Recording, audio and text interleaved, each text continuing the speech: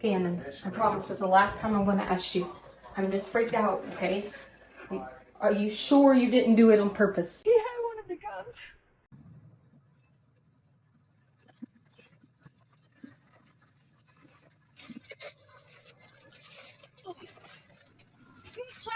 She keeps threatening me. Stop. Well, she keeps threatening Stop. me. I am Letecia Stauch, which is Gannon's stepmother.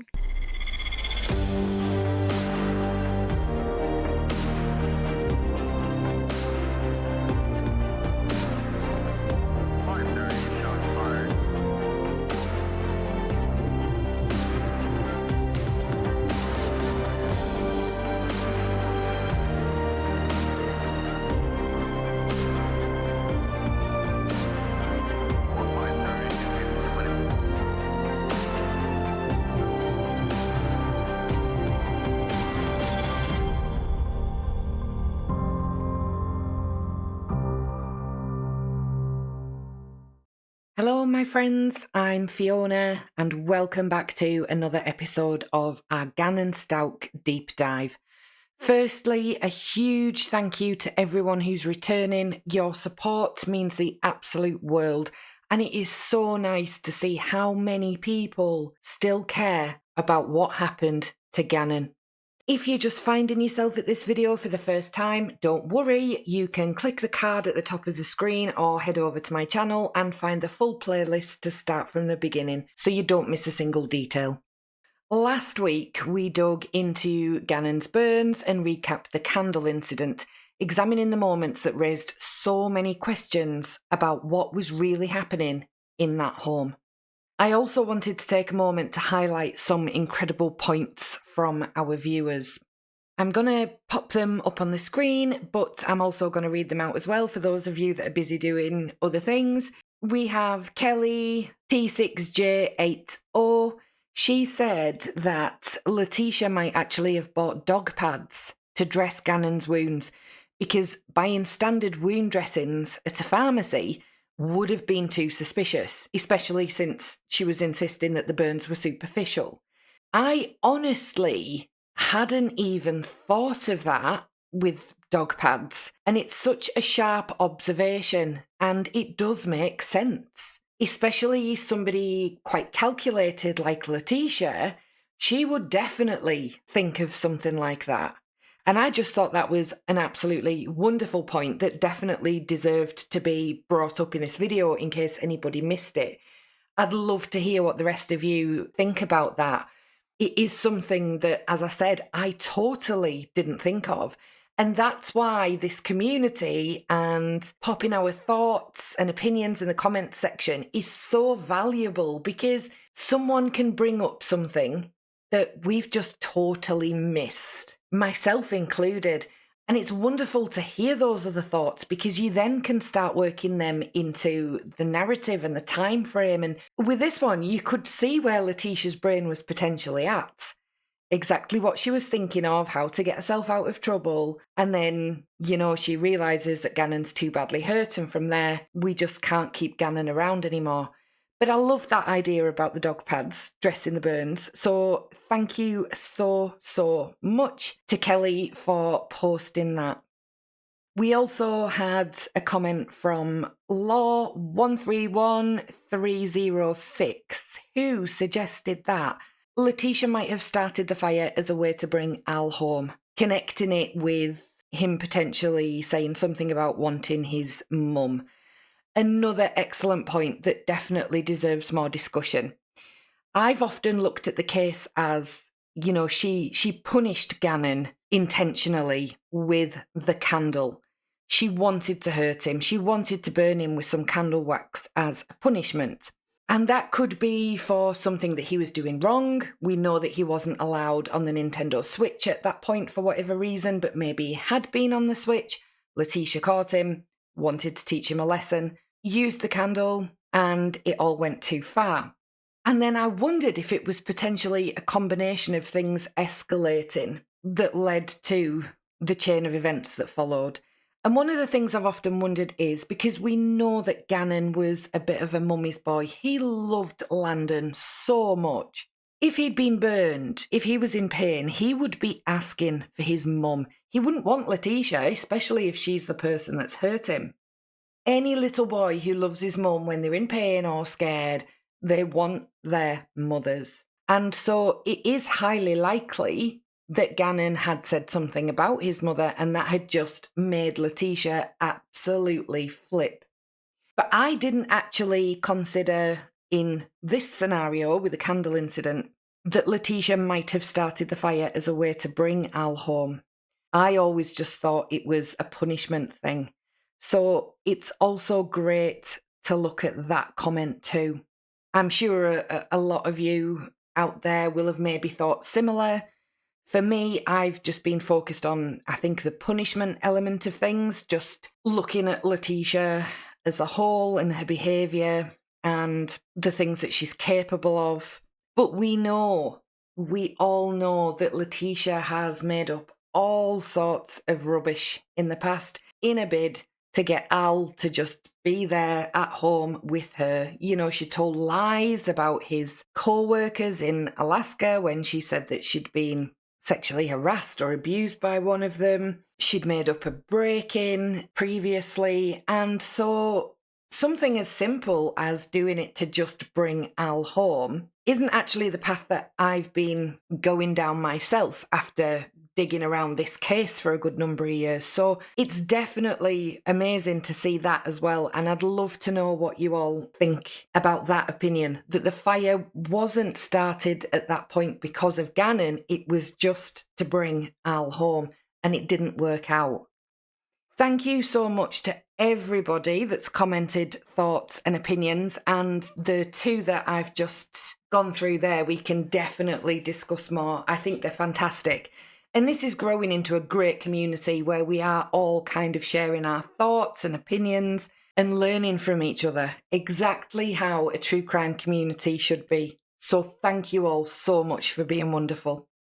So in the last video, we also listened to the first pretext call between Letecia and Al, and I know it was a bit tough going for some people, myself included. I was editing it with earphones in, and honestly, Letecia's voice, goodness.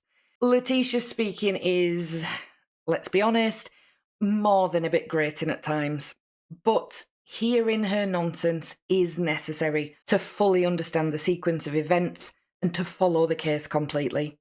In this episode, we're diving into the calls between Letecia and Al on the 14th of February. As I said in the last video, two amazing channels, Crime Curious and the Ward Case Studies, along with Alex Erickson, have all of the pretext calls available in full, including segments that were never played in court. So if you haven't already and you can handle more of Letecia's rambling, I do highly recommend checking them out after this video.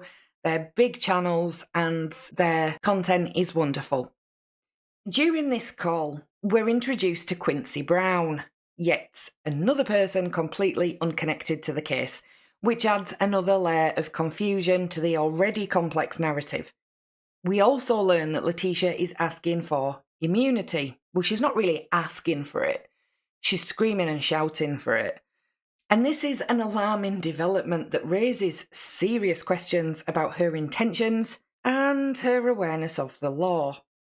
Now, I know a lot of you find Letecia really difficult to listen to, but the reason that we go through these pretext calls in such detail is simple.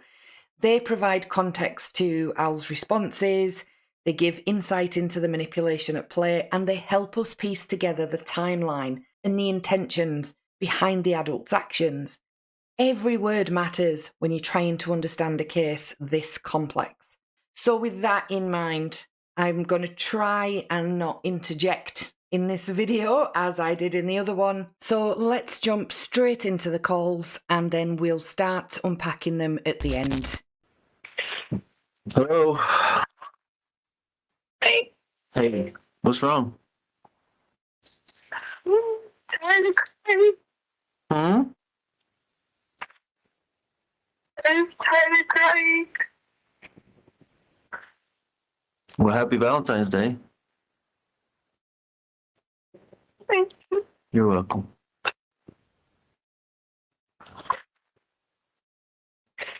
Lena? Lena's at school right now. So, why? What's up? I can't ask you where our kids are at. Yeah, I think that's a fair question. Where's Harley at? She had to go to the doctor last night because she had bad chest pains and she was 12 pounds underweight. What hospital did she go to? Because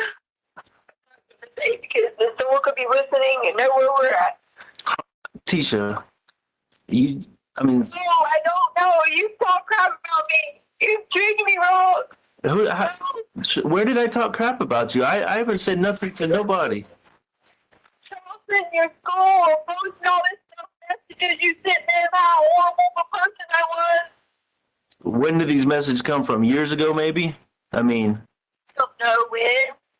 But you know what? Posted to everybody. But what have I always said about social media? I don't give a crap what people say. People are just looking for a headline, okay? I'm tired of doing this hour. You should have talked to me about all the other stuff. I'm not. Oh, what other stuff, Tisha? I've asked you for help. I said, hey, me and Harley needed something. I've asked you for help. You turned me down. You know good and well. Anytime you've ever needed help, I've been there for you. Tisha, let's walk back through this now. Just to be straight up, okay? You took over $2,000 out of the bank account at the beginning of the month, and I didn't say a word to you about it, okay? All right, that's like 1/3 of what I get every month. So you got 1/3 of my monthly income.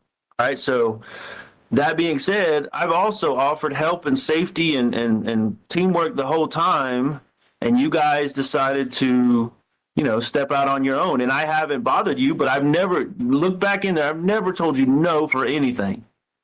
And I've been. Well, first of all, I didn't take $2,000. It was $1,500 because I had to have a place to stay. When I kept begging you and asking you that people should not have been in my home. Okay, well, hold on. It should have been nobody but your family. You're right. My family in your home. Okay, I understand your opinion. So I want to clarify because you took, however much, I'm not going to fight over the dollar amount. You took over $1,500 in that one lump sum, not to mention the other ones, but that one lump sum you did take $1,500 and some dollars, and you can't get. But you've told me from like almost the first minute you don't have a place to stay. So do you or don't you? It was It cost $125 a night for a hotel, and then I had to pay a pet fee. Add that up, how many nights I get. Plus, we had to have food. We didn't have a way around. We had to Uber. Add that up. Were you Ubering yesterday when we were talking? Because I heard you get in and out of a car. I'm just trying to piece all this together, Tisha. I don't know what's going on. I've heard so many stories here. I'm just trying to, as I've always said, I'm just trying to find the truth, and I keep getting a different version of it. There's this old guy that stays at the hotel. He has an old white car, and he let me drive it to the store. You know how bad it is for me to ask somebody to drive their car to the store?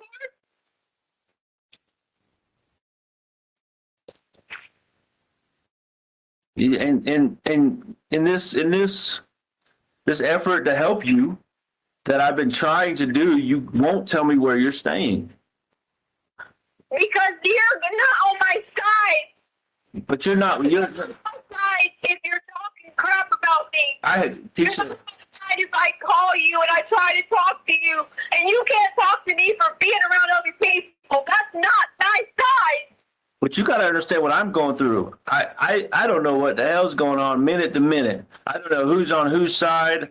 All I'm focused on is Gannon. And I don't want obviously people, you see it on the social media, people are not happy with you. I don't know why. I don't know what reason they have or don't have. But I can't sit here and be talking to you, my wife, in front of all these other people and then, go through all the cussing and yelling and screaming and the drama. So I'm trying to respect you as well.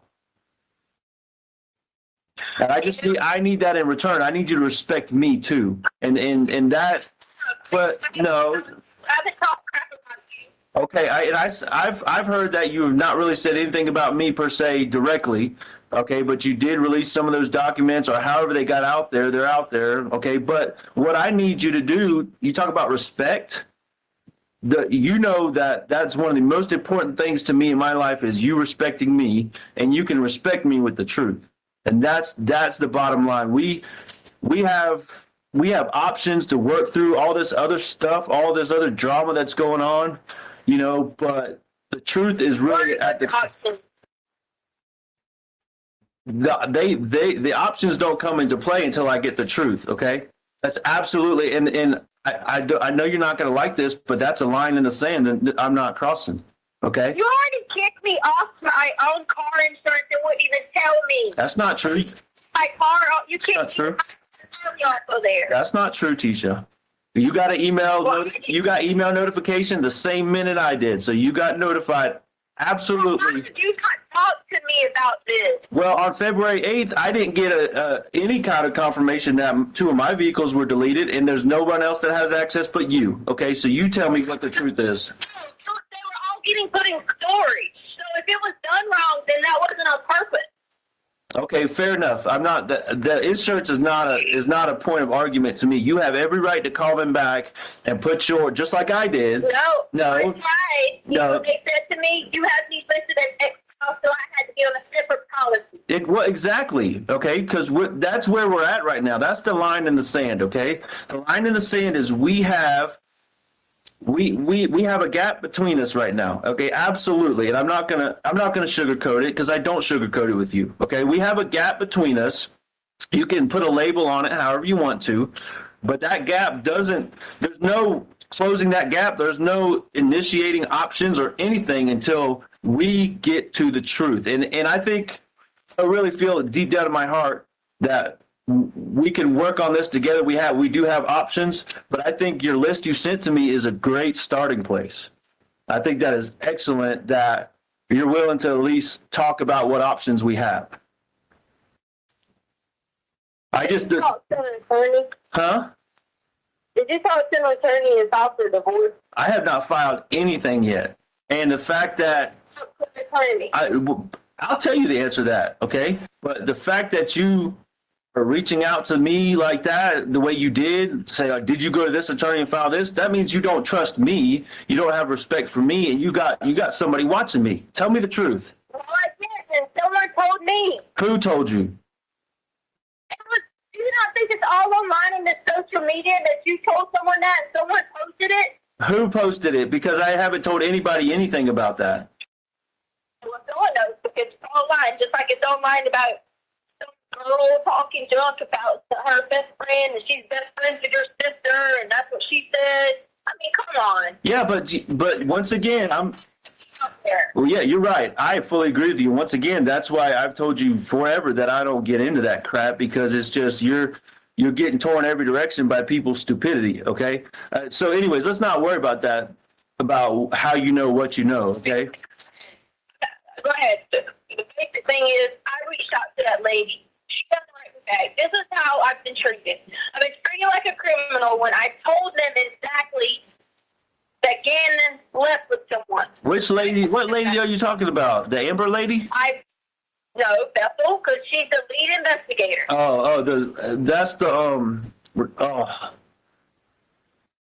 That's the blonde lady from Starbucks? The blonde lady from Starbucks? Yes. Okay, all right. The lead investigator. Okay, all right, I got you. Well, I mean, In contact with her. not since that first day.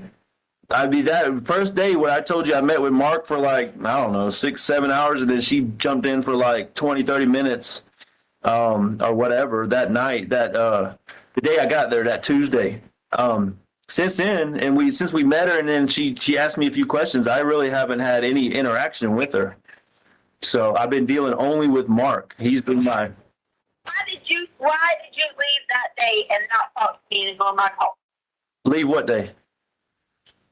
When you first talked to them that night and you were going to pick up people from the airport, why did you leave and not talk to me? I'll give you the straight up honest truth right now, because at that point in the situation, and we're at the same point now, unfortunately, 3 weeks later, at that point, I was not getting the whole truth. Okay, and I'm not going to argue with you about that because that's absolutely spot on. Okay, From me, you leave from me, everything's fine, and you just happen to get there, and then you feel like you're not getting a truth. oh, yeah, absolutely. Because there were some things that I was looking into on my own, which I've basically been doing for 3 weeks now, trying to sort through this on my own, that weren't making sense and weren't adding up. Okay, and just like where we're at now, yesterday, thank you for talking so long and walking me through your timeline. But even yesterday when we were talking, a lot of it wasn't adding up, and it still isn't. Like, there's 3 or 4 different versions of the Mexican guy now. He's Uncle Matt. First he was Mexican or whatever. I don't want to argue. I said he asked me, did I know? He asked, did he know Uncle Matt? Yeah. I said he was Uncle Matt. Fine. And I'm not arguing about that. I'm just telling you these are red flags. You know how I am. When I see red flags, you got to convince me that the truth is what it is. Okay. So I'm sitting here last night on my bed freaking out because I don't know. I feel like some of that was the truth, but then some of it still was, a different version of the same story again. So what I really want to get to. Asked me, did I kill Gannon? That hurt. It hurt me to ask it because you're my wife, and first thing I started with today was Happy Valentine's Day. That should tell you how I feel about you, okay? But I need you to be here with me, support it. I am. I'm right. I'm right here. I'm right here. I'm begging you. If they give me immunity, I will help. Okay, but so here. I can't get in trouble for it. Okay, and well, that's why I'm here. I'm trying to I'm not. You have the legal background. Okay, I don't have that knowledge. All I have is my recruiting time and the other stuff I've done. So you need to help me understand what you're trying to get. I don't understand what that means. Immunity, okay? Do you know what immunity is? Other than what I've seen on TV shows, I don't know. I need you to help me. That's what I'm trying to. Help me to get you to that point. Hello? Immunity is that they're going to grant, I'm a judge, that I would not be charged anything in this. Because I didn't have anything to do with it. In return, that I will testify, and I will give them the information of who has given, and I will testify against them. Okay, so let's just pause here for a second, because what she's saying is really telling, and I often hate it when content is interrupted by creators kind of voicing an opinion or whatever. Sometimes it can be a bit too much. So I do apologise to those of you that are getting really mad with me right now and want me to shut up. But it is just so telling. I do have to interject. She's basically saying she knows more about what happened to Gannon, but she won't say anything else unless she's given immunity. And the person she's asking for it from? Al. Her husband, someone with absolutely no authority to grant it, and he is telling her that repeatedly. Now that moment says a lot about how Letecia thinks.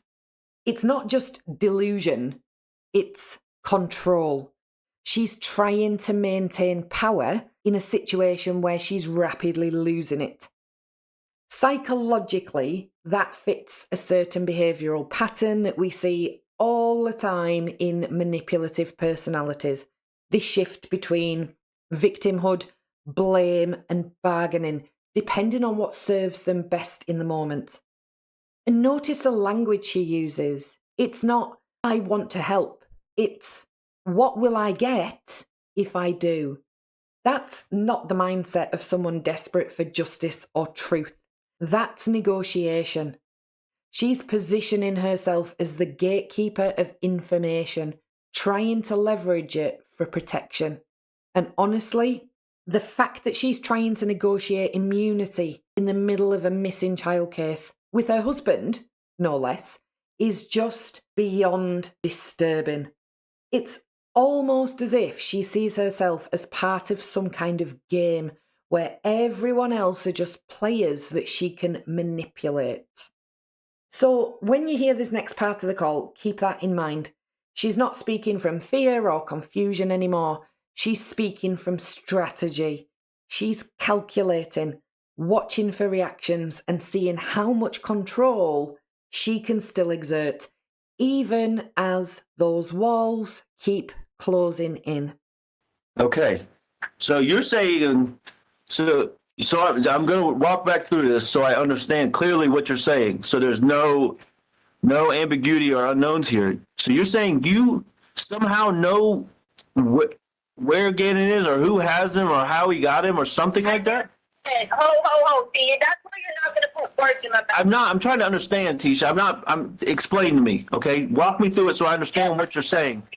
No, why would I record you? This is me and you. I mean, why would I say Happy Valentine's Day on a recording? That's something personal between us. It's just you and me on this phone call and in your room. Absolutely. Okay. The community is where I'm telling you, I told you the truth about Mr. Gannon.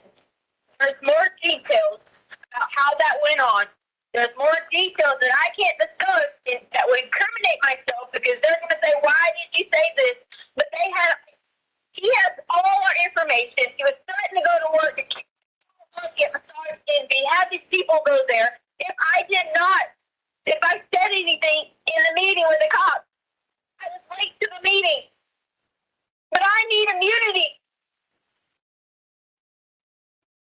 So Against him. So why? What I don't understand is why, babe. Is this not something you would tell me from the get-go? I just. Everything. Everybody's kill my daughter, and everybody kill me. They knew where you were at. Everybody. They would do everything. Yeah, but Tisha, look at what you. Look at what you just said.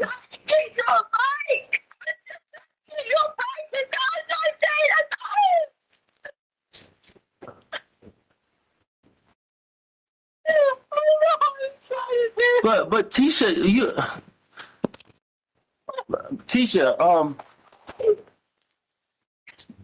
What? I'm trying to understand. Only thing is surprising you. I need immunity, please. If you were. No, why would I record you? What I'm trying to figure out is why your first thought, your first thought is what they may do to you and Harley, but something was already done to Gannon, and we're not worried about that. That should be the priority. They do to me and Harley. It was also Lena. She was there too. So the guy was there, was threatening you in the moment? The guy was there when the police was there. The guy was still there when the police searched the home? Yes! Where was he at? Where was he at when they searched our house? Until I get immunity. Well, babe, I can't promise you immunity. I can't give that to you. But I mean, you can ask. I mean, yes, I can reach out to Mark and let him know that's what you're looking for, and that you're willing to work with somebody. And you can also tell, what's her name again? Bethel. You can tell Bethel. Just saying. She won't like that. Okay, but you got it. They're gonna treat me like a criminal. No, and I'm not a criminal. I don't kill people. Okay, I never said you did. You're tired of what? Against that, I have got it yesterday from him. Yesterday I got a message. Well, did you send that to anybody? What? Where's the message? Can you send me the message so I can see it?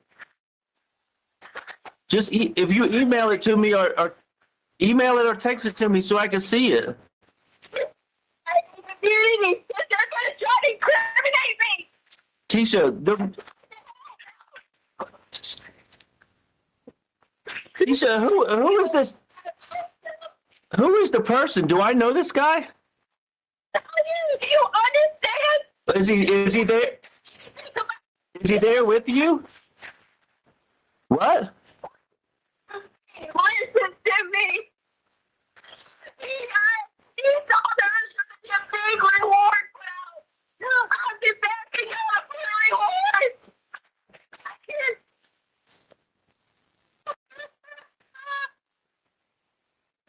So I heard there's a reward coming out. That somebody said that the neighborhood's trying to do a reward. You and Mike.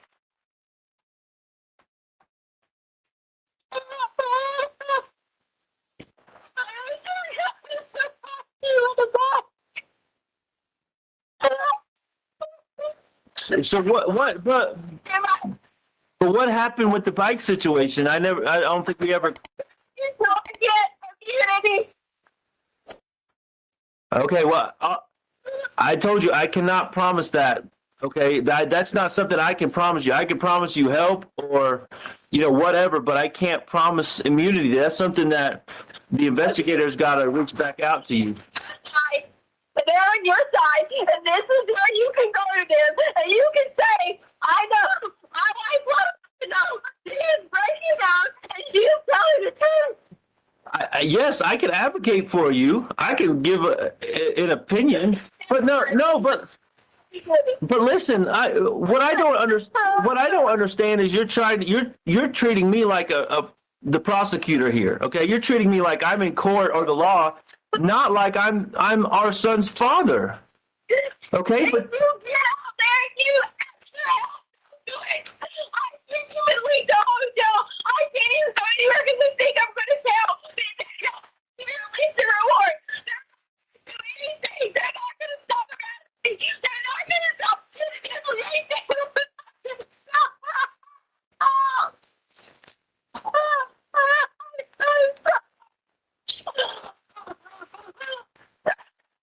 It's over. I do too. But these.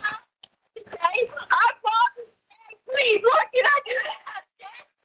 Please, what can I do? Here's what I need you to do for me. Okay, I understand and I respect that you don't feel safe telling me certain things. Okay, I'm not going to press you on certain things, but I need to know something about my son. I need to know something about Gannon. Do you know if he's safe? Do you know? I mean, I asked you some questions yesterday, and I had to ask those questions because that's been on my mind since day one. But is he safe? Where is he at? Do you have anything? And if I kill Gannon, really? Yes, I had to ask that because there was. Well, I would never not tell you the truth over and over and over again. So. If they just someone, your life, everybody else's life. You're terrified. You don't know what to do. You're scared to death. You don't know how you would act. Teach it. Because people are going to say, why did you do this? Why did you do that? Listen. What about the? What about this? I'm trying to think of any way to cue the police to offer you immunity if they can. Okay, I'm trying to find a way to get them alerted to you might have some information. What if you told me just one key thing and I just called in on the tip line or something? No, but no, because it'll be anonymous. But they won't ever know because I'll do it. I'll be just some man calling in an anonymous tip. And I mean, the key here is to get Gannon in the investigation and then protect you if they're able. But why won't they? Who is they? Why won't they budge? What is it about the money that's the key? Because they keep asking. I got messages before. We're going to be on board. You better not say anything. I know you got some everything on my mom. I checked on my Tisha, listen. Despite how this is gone, you know for a fact you could always trust me, okay? I know you may be worried about your name getting out there from this information. I don't want anything to do with the media. I don't want anything to do with Facebook or social media or anything, okay? You know, because I've absolutely been off of that. That's why I'm saying I can give the anonymous tip if you just tell me something that'll help in the investigation, okay? That's the no. The police came. Okay. The police came. He was in the house. Where was he at in the house? I didn't know at the time. I thought they were going to find him because the guy was like, "Can we please search the house?" And I said, "Sure." Okay. Terrified, which is why I sent Lena and Harley to Dollar Store and all these places because I thought Gannon was hiding too. I thought he was hiding too. Okay, so you thought so the guy was in the house and you thought Gannon was hiding, so he hadn't taken Gannon yet at that point? No. Okay. All right. Well, that's huge. That's huge because now we can look at different camera time frames and all that, and we can look at different angles. So, okay, that's huge that he was still in the house, and so that would have been police got there at what? Like I'm not making this up. I'm not. No, I know. I'm trying to sort through this again. I'm trying to get you to this point to where Not anymore because they'll try to incriminate me for this. I need immunity. I think they give it to you because this is big that he was there and they missed it. Because then they're going to want to cover their shit for not finding him. I can't hear you. What? I even put it in the car. I put it in that room store stuff. I tried. You did what? You did what? Oh, you said what? What did you do? I tried to point to the cops and hey, check this area. Hey, check this area. I was even trying to show them any other extra areas that I saw. I said I didn't know if Gannon was with him or I didn't know if Gannon was still fighting. I didn't know at that point. Okay, but then you figured out. How'd you figure out he wasn't by himself? I'm not selling anything else until I get immunity. Well, I'm trying to figure out. I'm trying to put all this together. You said you pointed them in a direction, but where in the storage room were you? Directions. I said I was just giving all the big areas of the house. I got you. So you told them storage room? I walked to the storage room when the guy was in there. I was trying to tell him, hey, check behind boxes and all this stuff. Okay, so Damn.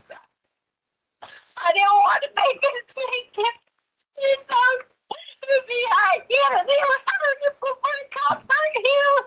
okay, so what happened next? So the cops searched and missed it, or what? Tell me what. I'm trying to figure out what happened now. What you're telling me, okay? What happened after they didn't find him? I'm not saying anything else. I was just trying to plot this whole thing. No, I'm trying to get some key breaking information that I can give an anonymous tip, like I told you. Okay, that's what I want to do. That's how. Never mind. You're not trying to help. I am trying. He's not trying to help. No, he's not. He's not trying to help. I am. So what you said was Gannon. You thought Gannon was hiding. Is that right? I didn't know if he was hiding with the guy had him or if he was hiding by himself. I was scared to keep. If I would have left him a note, be like, please check out. He's fine. I didn't know if they had went out the back door. I didn't know where he was at the time. I know he was there. I thought he was gone. And after I waited for 4 hours, kept walking, checking myself, I realized that.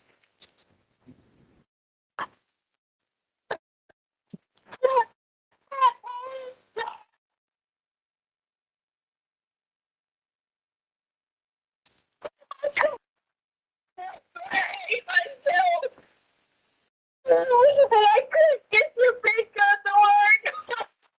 So let me back up. So when you let the cops in the door, wherever you last saw Gannon, you left him somewhere, or you thought he was safe? Yeah. Like you thought he was safe hiding, or you thought he was with the other person, or what? When I woke up, Albert, and I hit my head. I didn't know what it was. I already told you this story. I waited. I was like, I kept doing it. hiding somewhere in the house to come out. So when the police got there, he would come out. And when I called for him, he would come out and yell, "Police!" Do you think he might have crawled in one of the totes or something? Or maybe the box?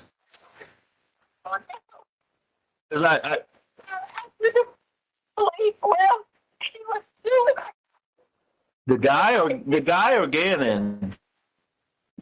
the guy was at first, and I said, like, I saw him back in the room, and told him to shut the door and don't come out. What, did they already come back? And he's just trying to get yourself to work.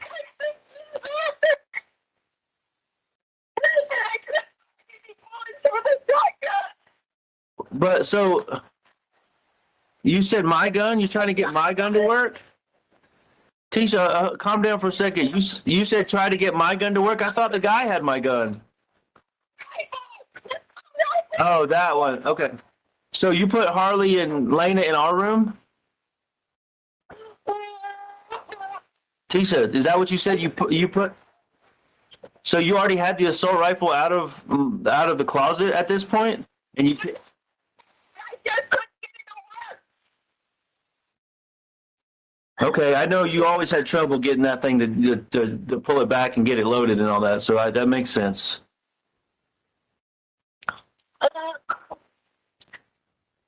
So, I'm not going to be bothered. you're not going what?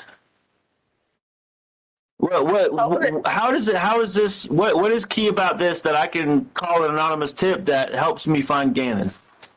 You can call in and get the immunity. I can give you the guy, the ID.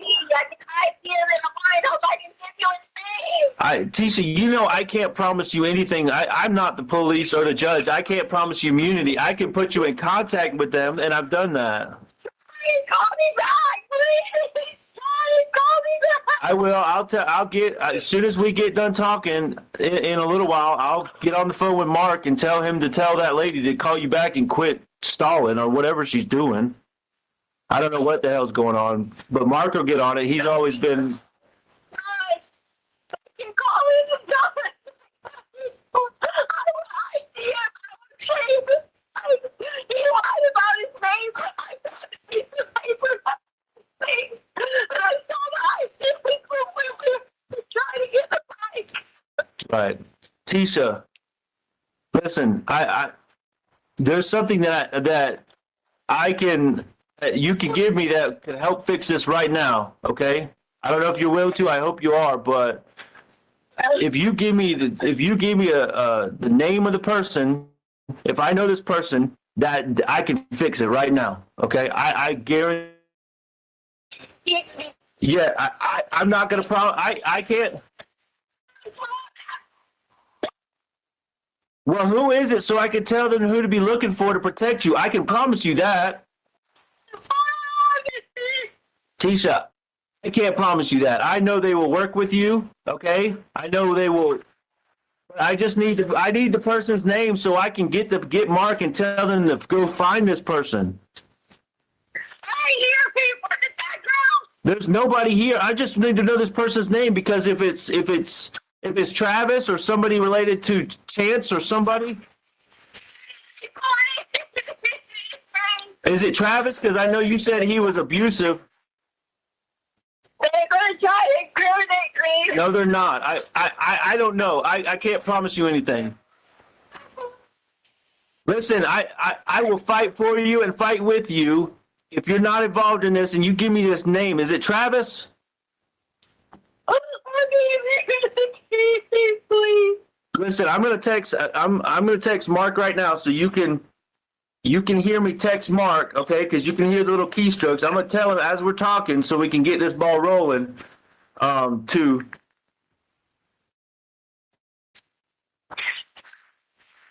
Listening to me, I hear. nobody. That's me texting Mark right now to tell him to get Bethel to call you. I hear somebody hollering. Nobody's crying and hollering. Just like the other day when you said that, nobody's here. I'm standing here trying to figure this out and get a name. Where's everybody else? about that?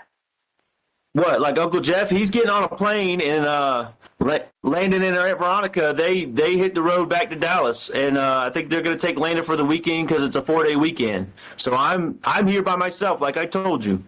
They're getting Lena after lunch because she had a little lunch program going on. Okay, but that only matters if we can get this ball rolling. You could tell me this name, and then you can reach out to the police for immunity or help or whatever they can offer you. Okay.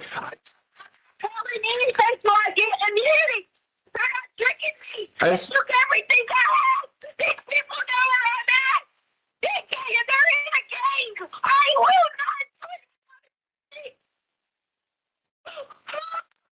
What kind of gang are they in? I don't know. Oh, Tisha.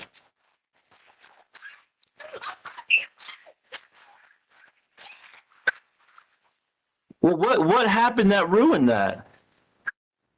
I know that's another part I don't understand.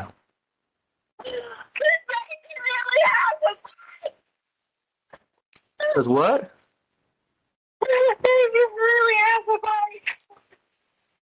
Tisha, so this guy, I know you're trying not to tell me his name, but after the police left, remind me, I don't remember. I know Harley and Lena went out to look. Did you go look for Gannon? Or you knew the guy was in there, or you didn't, or what did you do after the police left?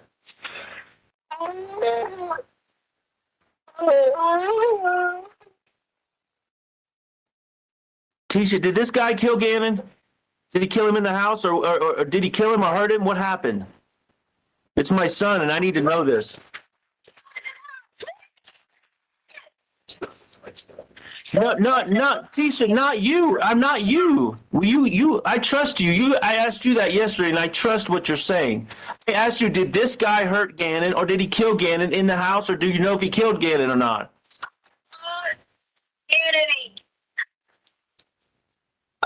Tisha, I've explained to you, I can't give you immunity. I'm your husband. I'm not the police or the judge.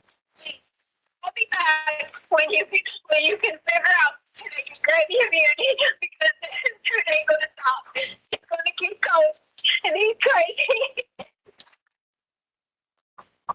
Tisha, there's only one way for this to stop, and that's for me to get the information to them, okay, through an anonymous tip, like I said. But I don't have any information to give them. Did this? Hey, this person.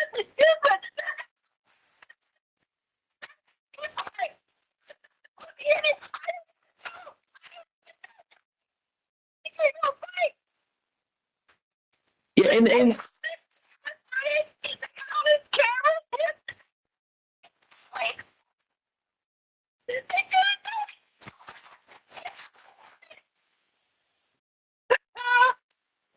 Tisha, I'm trying to fight for you here, okay? I made it clear I don't have the power to give you immunity. I have the power to help you. Wait, call me back whenever you're gonna. Tisha, they're not gonna listen to me, okay? They're absolutely gonna call me foolish. I am trying to help you. They're gonna look at me like a fool. Tisha,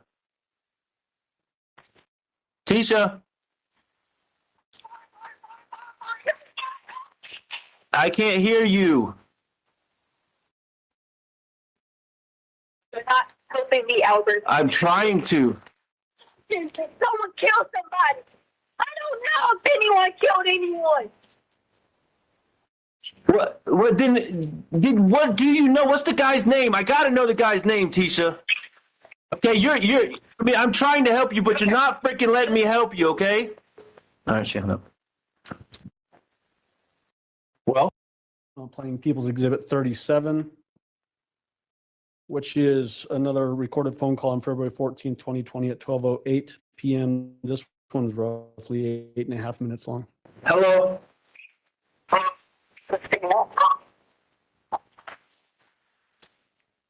Hello? I can't hear you. Hello? I said it's the signal. Okay, well, what? Because you hung up on me and I'm not really feeling this right now, so what? What do you got for me? I can't help it. In and out.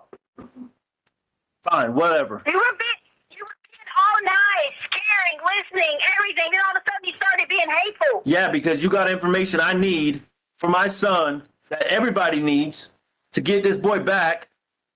Okay? Okay, so now you're saying I got information, but then just a minute ago you told me I made it up and it was a figment of my imagination. Okay, so it's on you to pick which one it is. It's not on me to sort through it. It's on you to tell me the truth or keep feeding me bullshit. Beginning. Listen to me. Yes. No.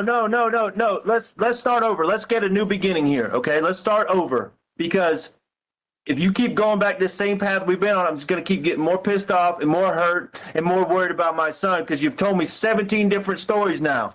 Start over and tell me who the fuck has my boy. Okay? Tell me a name. That's the beginning. I don't care about Saturday. I don't care about Sunday. I don't care about the fucking truck on Monday. I don't care. Who has Gannon? That's what I care about. Who? Then I want immunity. What the fuck does that have to do with who has Gannon? I can't give you immunity. You call the police. You do what you got to do to get yourself protected from whatever you're worried about. I mean, it keeps... Anyways, I'm not dealing with that. Okay, the beginning is who has Gannon? Did you even call the guy to ask him about immunity to talk to me, did you? No, because I figured you'd call me back. I thought you was hanging up with me, call me back. What is he? What can I... I'm not your lawyer. Okay? But you're my husband. Right, and I'm telling you right now, you want immunity. You want this fucking immunity because there's no dude. It's all a fucking lie, Tisha. Prove me otherwise. Just like I told you with the rape, I'll get on my knees and beg for forgiveness if it's true. If it really happened. If there is this fucking guy out there, I'll on the media, I'll go out to the world and say I was wrong, my wife was right this whole time. But there's no fucking dude, Tisha. Prove me wrong. Prove me wrong. Yeah, prove me wrong. Was this an accident? Did something happen? Did you accidentally hurt him? Did you give him too much medicine? What happened? So what do you think happened then? Since you think everything I have to say is wrong, since I offered help, then what do you think happened? Well, I'm going to tell you, first of all, like I told you already, I was not home. And that's what the problem number one, okay? Something bad happened, and I wasn't there to take care of it, all right? So for the rest of my life, no matter what happens, I'm going to blame myself for this because I wasn't there, because I was trying to progress in my career, be successful, and all these things, okay? I just wasn't there. That's number one. That's the first thing that happened.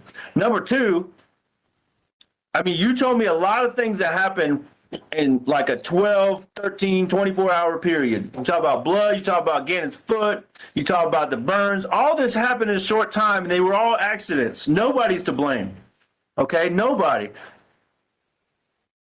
And you just panicked, okay? That's what I think. I think all this stuff happened, and then maybe, I don't know, maybe there was a big accident.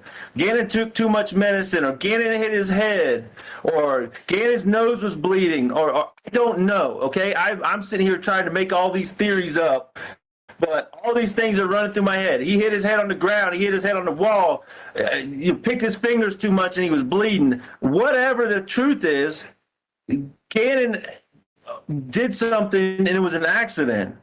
And then I just feel like because I wasn't there to keep it all together, you panicked. And then I don't even have a theory on the rest of it. Okay. That's what I think. I think there's absolutely no guy there. And I understand why that would be on your mind. I understand that. Okay. I'm not discounting that or not making you feel bad if that's something you're trying to get through this and you made that up. Okay. You've told nobody that but me.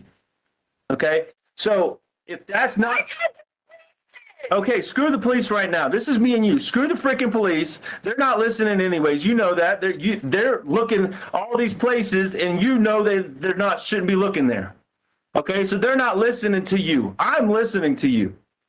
I just need to know what happened. I gave you my theory up until the one point where you panicked. Okay, whether it was too much blood, Gannon hurt himself, and you didn't know how to handle it, and you didn't want to call me because you were scared I might be upset at you, and I understand that. I understand that you've got this you want to do so good for the kids and provide for them and food and clothes, and you do a great job at all that stuff. Okay, you do a great job at all that stuff, and I tell you that all the time. And you really want me to feel like you're better than Landon, and I tell you all the time that you are. Okay, I feel like all that factors into this, that something bad happened accidentally. Nobody's fault. Accidents happen, and that's what we would have told Gannon, the candle or whatever it was. Accidents happen. We could get new carpet. We can't get new children though. Okay. I tell you that all the time. We can't replace our children. We can replace clothes and carpet and couches. Who gives a fuck about that stuff? And you know I've told you that. We smash the TV. Who cares about the TV? Okay? An accident happened here of some sort. You panicked and freaked out, and then I just need the rest of the story. I just need to know where Gannon is, okay? I just need to know what has happened with Gannon. Is he safe? Is he hurt? Is he alive? Is he somewhere? Okay? I don't want to hear no more about this dude unless you give me a name, okay? So I don't believe it until you give me concrete information. My theory is this. That accident happened. You panicked. Now tell me the rest. The guy was there, Albert. I'll give you his name. I swear to you. Give me his When name. I tell you this part, this is why I want immunity. Okay. Okay? Okay. Okay? The whole thing happened. The cops were there. Yada, yada, yada. All that was true. You keep saying I said all these stories is not what happened. I really was truly thought that Gannon was going out every day. I've been talking to somebody because he was asking me weird questions or whatever. And this dude trying to get your bike, he followed me. So I get to Petco. That's why I was looking in and out the doors of Petco. Oh, so so it wasn't about Gannon getting out. And I'm not talking junk. Okay. You jump in there. Okay, I'm sorry. I'm just trying to understand. He didn't get out because if someone was following me, I didn't want him to know someone was in the car. Okay. Yes, that's why. Okay. All I was trying to do was go get you a bike. Then I leave because I was going to go to this place to be looking at free to get a bike, and I realized that this dude was following us again. So I tried to make some turns around Palmer Lake area, in and out of that area up there, which is where they're searching because I'm sure they got my GPS, searching for nothing. And then when I had to come up the little hump, there's this dude. Well, this dude is in your truck with us. Judge, at this time, we're going to move on to People's 38, which is a call on February 14th at 12:17 p.m. Oh, What happened? I was talking away. Okay. Or did you guys hear? Something about you were at Petco and then you got in the truck and the guy was there or something? No. I asked them to go get the footage from outside of Petco. Okay. Not just the footage inside Petco. That's the footage we need outside of Petco.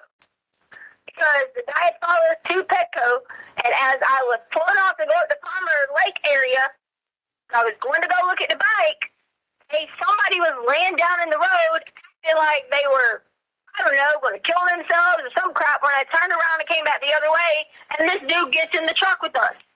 I didn't have anything to knives, anything to anybody off or anything. I had to go like a normal time. Gannon was crying in the back seat till he threw up. He threw up because he was so scared. He followed us all. He came with us all the way back to the house. Where's the footage showing people getting out of the car? Did you see that? Yeah, I saw it. Okay, who got out of the car? I mean, I saw you, and then I saw the shadow that somebody was talking about. The only footage I seen is the one that you said the guy got paid for. That's the only one I saw. Okay, so when we get there, he's still in your car at this time. We all get out.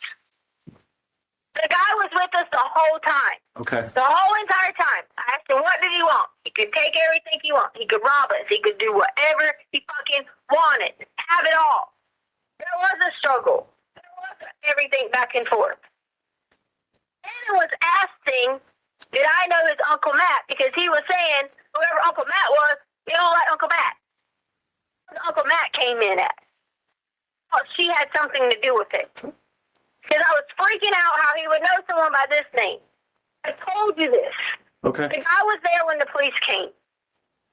I didn't know where Gannon was at. I didn't know if he was hid. I didn't know anything. I just know I was terrified to say anything because he had the gun. And I was scared. What if he, Gannon, while I run up there and try to go get help? What if I leave to go get help and he's in here? There was nothing I could do to switch anything. My hands were tied that night. The girls were in the bedroom. My hands were tied to the little board that's on the back. My hands are tied there. Tied completely. Remember those same headphones I had on? I told you I was listening to music? Yeah, I had to do that, and that little bandana that was down there, that's where that came from. I couldn't scream, couldn't get help. Harley and Lena were asleep. It was just terrifying. All I could hear was Gannon screaming. I didn't know what was going on. I didn't know anything. Okay, Tisha, can I ask you a question? Please? What? Why would you need immunity for that when the guy is he's the perpetrator, not you? Why would you need immunity for this? Because I didn't tell him. Because you did, okay. Okay, I mean.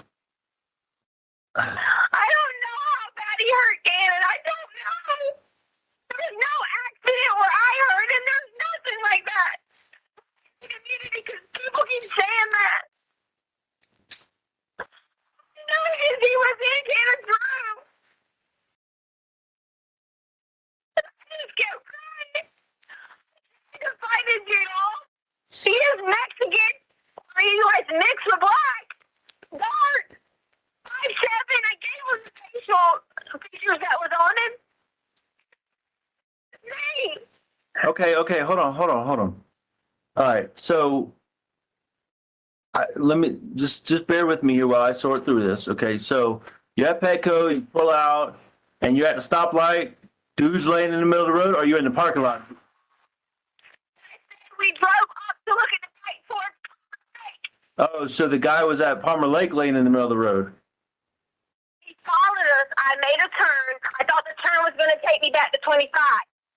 Instead, it wraps you back around in a circle to come back the same direction up these hills. Okay. All right, so yeah, let's stop for a second because, all right, listen, I'm going to be straight up again because I'm getting frustrated again because this is even more bullshit than the original 17 stories, okay? I mean, no guy fucking jumps in your truck. The car's locked when you're driving unless you stop and open the doors. Anyway, I'm not going to pick it apart. It's bullshit, okay? Yes. God. Tisha. No, it's not why. I want you to tell me why you panicked. Why? Why did you panic when the accident happened? When Gannon did whatever he did, I mean, he made a mistake. Whatever happened, why did you panic? Wait, after Gannon was hurt, after he hurt himself, after he had an accident, after he banged his head or something, why did you panic? What are you talking about? So, wait, well, you know what? So back to this Palmer, I'm all over the place here. Yeah, because you're trying to make it out to be me and it's not me. No, I'm trying to make it out to be, where's my son, okay? If you were in Palmer Lake and then Douglas County and whatever, you did all these turns and turned around and this guy was out there laying in the road, he got in a truck, why do they have your GPS in your car? You were in my truck. My phone. No, but I thought you told me yesterday you left your phone at Petco because you had to go back to get it. No, that was Gannon's phone. Gannon's phone was left at Petco. You told me, yes, Tisha, I'm not stupid now. Okay, listen, you know I'm better than that. You told me yesterday, you said it almost verbatim, almost quoting you now. You said, I set my phone on the counter, okay, because I had these 2 or 3 doggy sweaters or whatever, okay, and then... No, you told me yesterday it was your phone, and then you said it and you forgot it because you kept going and looking at him to make sure he wasn't getting out the truck. Now it's you. Tisha, but how is it all true when you've told me 7 different versions of the same thing? It can't all be true. He can't be a Mexican named Uncle Matt, lived it, but he wasn't there until he got in the. See how you keep doing? No, what I keep doing is not being stupid and letting you get me with bullshit, okay? I need the truth. Really? Tisha. Yeah, really. Really? Really. I mean, you can smirk all you want to. You can roll your eyes. You can hit the steering wheel. That doesn't change the fact that you have the truth and I don't. I mean, because, yeah, so yesterday, it wasn't a Mexican. It was the guy riding around in the Aubrey Holmes vehicle or whatever it's called, okay? And you gave him the garage code, and then he came in. Easy things. But that's what I do understand. You're spinning me in 12 different directions to help. Need immunity because they made me tell all this. If I don't keep saying different things, you get the right person. You don't care about that. You don't care about the ability if I say anything. No, Tisha, what I care about is you, and I care about our relationship and that the fact that we're talking together. You're not talking to the Albert, police. I'm not making you say anything. Okay, listen. I understand it. I understand what you're trying to do. I understand you feel like they're making you all these things, and I understand making you say all these things. Sorry. Okay, and the fact that you're having to say all these different stories because they're pressuring you, and I blame them completely. Okay, I understand that you're just in a bad situation because everybody's after you and you feel attacked and all these things. Okay, I understand that. But if you have any faith or respect in me, you got to understand that, I believe the truth is always easier than having to go 27 different directions, okay? And that's what I'm trying to work out with you here is just the freaking truth. You. He hurt. I was tied with my arm. Okay, well, who is he? Who tied you up? Who did this? You didn't do it. Who did it? Who hurt Gannon? Who has Gannon? Who wants the money? Who hurt you? Who is they? And how did he hurt Gannon? These are the questions I need to know. Who is he and who are they? He first told me his name was. No, it's not. It's Quincy Brown. Quincy Brown.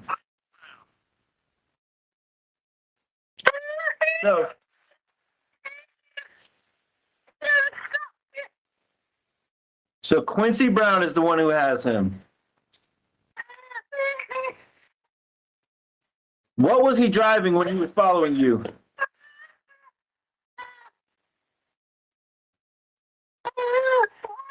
What was he driving when he was following you?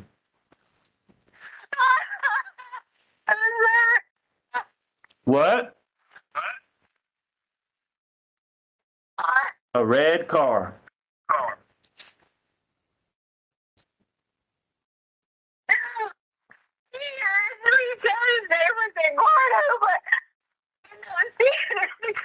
See, I think that's what I was saying. You're on it. The fact that you know his name, or he said Eduardo, but you found out his name was Quincy Brown, driving a red car. What?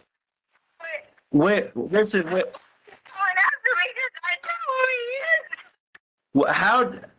How did he hurt Gannon, and how bad was Gannon hurt? I didn't ever get to see Gannon.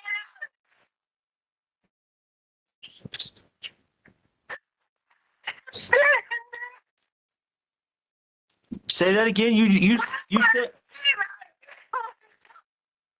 I can't hear you, Tisha. Try to calm down.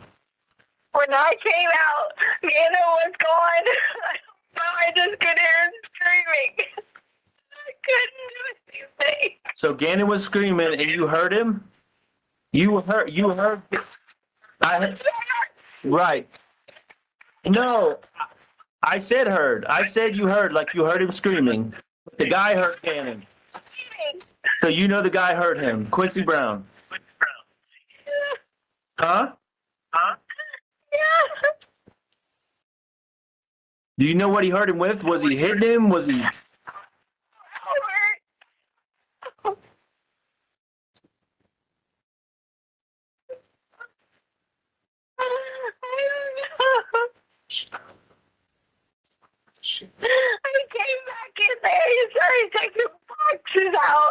Okay, so how do you know Quincy Brown? How do you know it was him? He told me his name was Eduardo, but he came back in there taking boxes out. And his ID Quincy Brown, I saw it. Oh, what boxes was he taking out? I thought he was going to rob our house and take things. So he had an ID on, and what did you see anything besides his name, like a company or something? Quincy Brown. It was his pocket. He had his big baggy pants on, and in his pocket, the paper fell out, and on top of the paper was his ID, and it had his picture, Quincy Brown. Okay, all right. But what kind of boxes? What boxes was he taking out? Was he out of the storage room? What? I mean, what? In the storage room. Oh, you were in the storage. Do what? You did. That's the first you told me that you were in the storage room. He tied me in the storage room and I put the out. I just did that. I'm sorry. You were crying and screaming. I couldn't understand that part. So now I know you were tied up. You couldn't do anything because you were screaming and you had the bandana in your mouth. You were tied up. Is this after the police left and after Gannon and him were in the storage room, or before that, or what? It was after the police left late that night. I put Harley. Okay. I realized that he was still in the house. Early and laying in the room and told him to shut the door and don't come out. Okay. All right. So what boxes was he taking out of the storage room, or what? Okay, well, you brought that up, so that's huge. I mean, if he's taking boxes, what was in the boxes? I'm just trying to sort through all this, okay? Empty boxes, okay. So back up. Gannon and this Quincy Brown guy, they were in the storage room the whole time, and you were trying to point the police to the storage room? I never told you that. I said when the cops went to the storage room, I was trying to tell them, hey, there's a bunch of boxes piled up here. I even went to the little Christmas closet and was like, yeah, please look through there really good. But you did say that they were in there and that you tried to direct them somehow to the storage room. You did say that. Not what I said. That is not what I said. Okay, maybe I'm paraphrasing. Telling him where hiding places were in the storage room. Then where the fuck were they?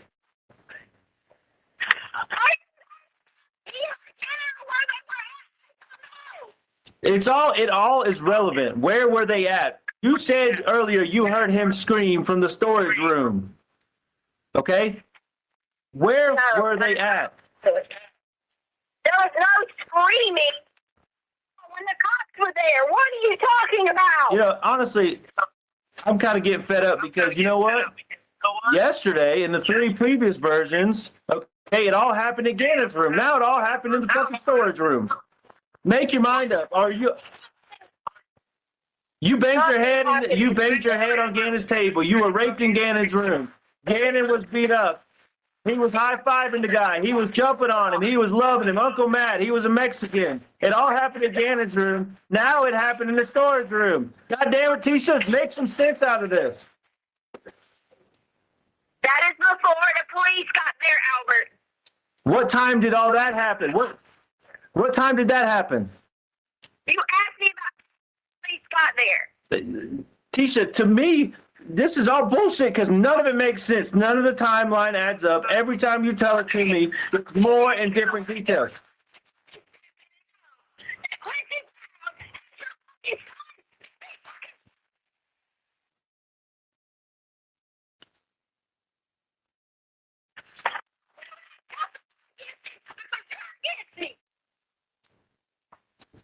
So okay. Yeah, fine. And have my life on the line. Go get your fucking immunity. I hope you get it, because I don't want nothing bad to happen to you. I don't want nothing bad to happen to nobody. I want my son back. I'm trying to help you get him back. So at what point did you call the police? The guy was with you. He was in the house. He was just letting you call the police? Because you said he was in the truck. Well, him and Gannon were in the truck, come back from wherever the fuck you picked him up on the side of the road, and he just jumped in and said, here's a hamburger, take me home or something, whatever. Okay?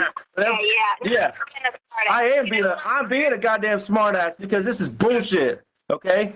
So you're all in the house and you're just drinking sweet tea, and he's like, I'm holding you at gunpoint, but go ahead and call the police, please. Right? That's your story. That's your story, Tisha. That's your story. Because initially he was already in the house when you got home with Gannon. That's what you told me initially. I am listening. Okay, so all right, so assume I believe you now. So Quincy Brown is the one holding Gannon for all the money, and you didn't tell me. So now, all this 3 weeks now, you've known who has my son. You've known he's out to get you or after you or whatever, and you think I'm going to be okay with me just finding this out after I've been crying my heart out for 3 weeks now? You think that's cool? Because you're worried about your immunity? Because I'm worried about my what? Immunity. That's all you said all day long after yesterday when you told me 7 different stories. Today it's immunity. And now I find about Quincy Brown in a red car with boxes, has my son, and he wants money, and you never told me about it. It's like we're playing fucking Clue here or something. Or Who's Who. And yes, I'm being a smart ass because I'm tired of this shit.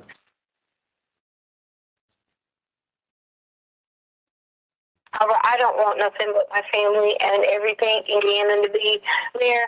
I begged you to help me for days. I can tell you this. I begged you. But you would never have to not be around everybody and call me. Never.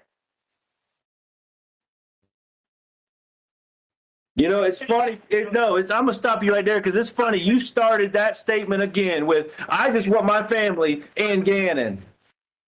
So that's why you keep saying shit like that. No, Gannon is part of your family. He's not an and, he's part of it.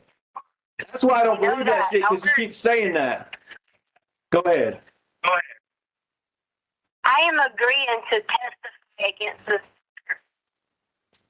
I am agreeing to even myself to walk out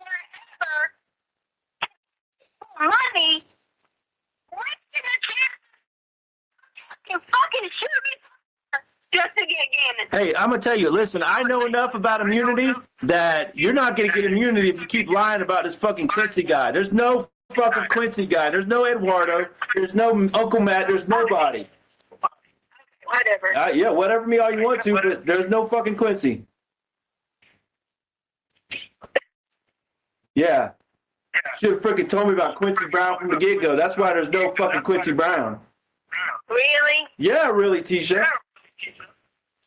Yeah, this is just blowing my mind here that you sit here and you want to be a family, the 4 of us in Gannon, like you say. You want us to get back together and be all intimate and, blah, blah, blah, blah, blah. But you keep fucking lying to me. 5 years of lies, and now my son's gone. Where is Gannon, Tisha? Quincy, don't you fuck him! Where the fuck is Gannon, Tisha? Quincy Brown. Where? Where's Quincy Brown? He's obviously, you know something about him. Is he in town? Are you in town? Is Gannon in town? Who's anywhere? Nobody knows where anybody is except for you. Earlier, you wanted to help. You wanted to listen so we could go have him arrested. But now you don't have any interest in. I do. I'll let them know as soon as we get off the phone. Go look for a 5'7" Mexican guy named Uncle Matt that changed his name to Quincy Brown that works for the home developer, that his ID fell out of his pocket, and he's out there with my son. I'll tell him all that. Now because I found out who he is. But you said you knew him. They're after me. Oh, my God. Where's Gannon, Tisha? Quincy Brown took Gannon. You almost said his name different. Okay, is it Quincy Brown or? Quincy Brown is what I said. Where is Gannon?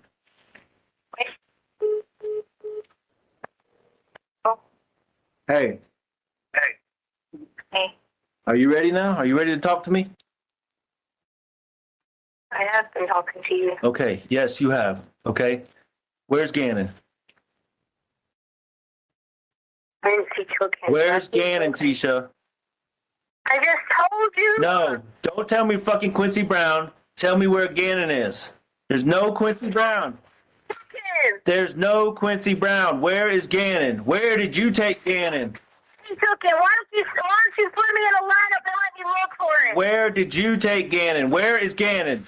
Gannon anywhere. Yeah, but you told me you did. You told me you took him to Petco and to Douglas County and tobacco. Where is Gannon? Give me in something I didn't do? What's wrong with you? Where is Gannon, Tisha? I've already told you. You think you could be this interrogator all you want? No, I'm not. You're my wife and I'm trying to talk to you. Hey, you're not trying to talk to me. You're trying to put me 6 feet under what you're trying to do.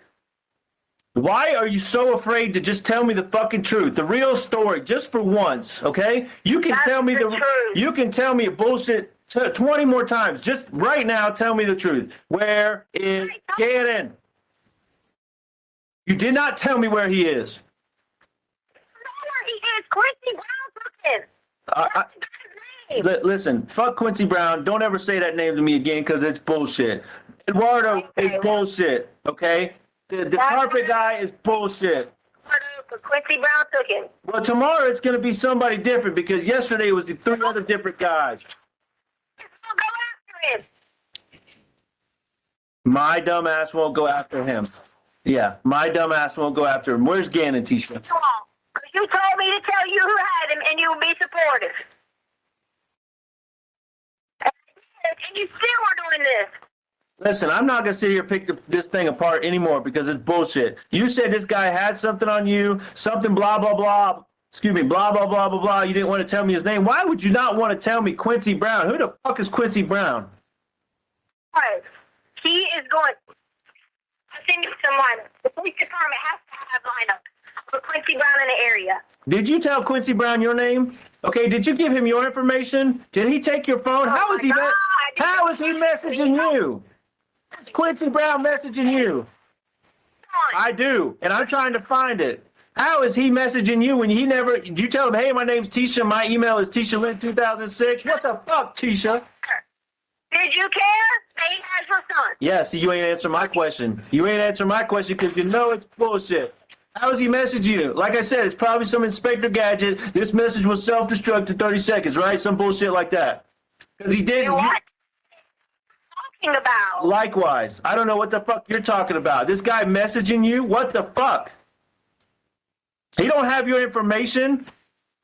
Okay, so he hasn't been outside of the hotel? Nope. Okay, then you're an idiot. Throw another one at me. What else hasn't he done? He ain't done shit. Because Quincy Brown don't fucking exist. Yeah. Maybe they need to check you and Landon since y'all goddamn won't go look for it. Yeah, have them check me and Landon. They got all my shit. I turn all my shit in. My car, my phone, my email, my everything. They got all my shit. Well, they have all mine too. Okay?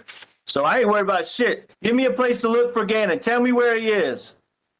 I don't. I'll go fucking look for him. What does Quincy Brown even look like? Is he the 5'7" Mexican? I mean, come on, goddammit. Come on. How is he messaging you? You never answered that question either. I'm getting messages. Ooh, so mysterious. Just because someone sends you messages, Albert, doesn't fucking mean it's social media or anything like that. I didn't say what it was. I asked you what it was. Certain ways. So, I even called it into the FBI. oh, okay. Hey, there's this dude, blah, blah, blah, following us. Hey, there's another people following us. I tried to help y'all. So, listen. I didn't tell you from the beginning who Quincy Brown was. Yeah, right. Just don't give a shit. Yeah, because you knew I wouldn't believe you because it's bullshit. So you're telling me this motherfucker came in or got in the truck, come home, beat the shit out of you or whatever he did, beat the shit out of Gannon, took Gannon from the storage room or whatever the hell that's all about, and took him, and now he's got. I'll send you a picture. And now he's. Yeah, send it to me. Send that shit to me right now, okay? Send me fucking Quincy Brown, okay? Because you're telling me this dude is out there. He knows you know what he looks like, and he's following you, trying to do whatever he's gonna do. He's got everything he needs. You don't release a reward. But you said that he's following you. Yes, ask for a reward. When are you going to send me this damn picture? I just sent it. See? Dark skin, mixed, his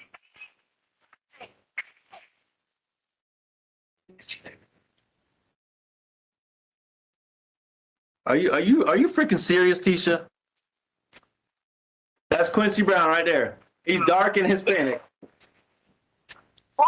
He's dark and Hispanic. His name's Quincy Brown, right? A Hispanic guy named Quincy, like he's from South Carolina or something. Puerto Rican, mixed, All right, listen, Quincy. Oh my God, this is great. How did you fucking get a picture of Quincy Brown? You Googled him? That is who he is. Okay, listen, screenshot your Google search. Let me see it. Screenshot me where you pulled that. Yeah, however you got Quincy. Guess what? Quincy probably sent you that picture in one of his messages, right? He said, hey, just in case they're looking for me, here's my latest photo. You're a fucking dumbass. I am a dumbass, and I need my son, and you got him. Your son. Who's got him then? It ain't fucking Quincy Brown. You gonna be a fucking have some balls and find him with his.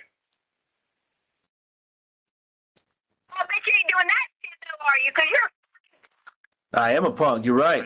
I just want my son. You can call me a punk. You can say whatever you want to say to me. Okay? I just want. Quincy then. Where, Question him then. where can I find Quincy to question him? I don't fucking know. Your best friends in the police department can do it.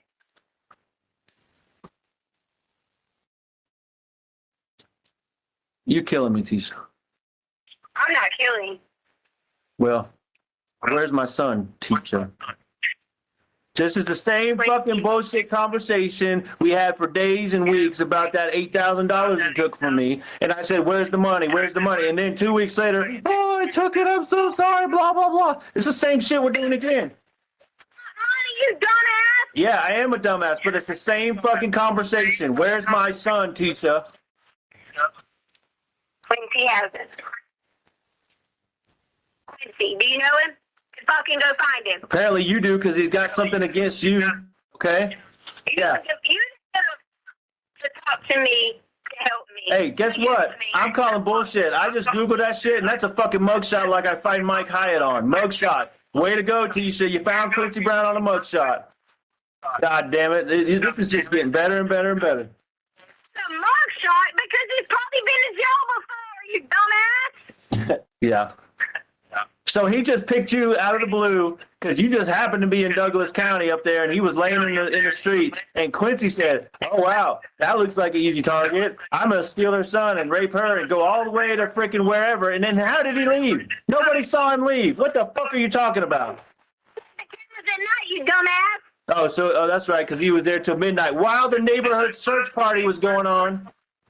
Come on, The Tisha. neighborhood search party was not even going on at that time. Okay, guess what? I know that's false. They searched all through the night, Tisha, while you were sitting your ass in the house. You were sitting in the house, sending Harley and Lane out to look for him. The search party of the fucking neighborhood was out, and Quincy Brown was out there, and nobody saw him. I tell you what you're going to need to do. You're going to need to figure out what you're going to do when they find Gannon. Because that's what you need to worry about. When they find Gannon. When they find Gannon, Really? no matter what's happened to the boy or where he's at, when they find him, you better get to step in because you got to worry about what's going to happen. Okay? Really? That's Yeah. a threat? Because, No, I'm telling you about the police. okay.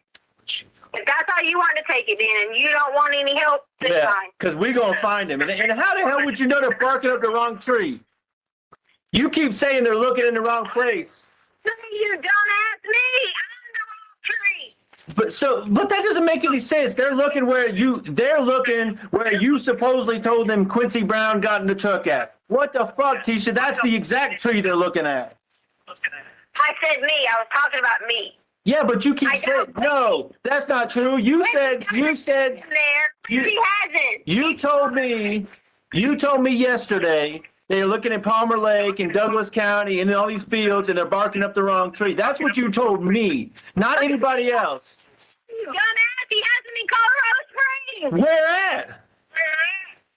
How do you know where he's at if you don't know Quincy Brown? If you're not involved, if you don't know what's going on, Not involved. you just fucking told on yourself. You just told on yourself. You know where Gannon's at and you're fucking lying. I don't know where Gannon's at. You just said he's in Colorado Springs.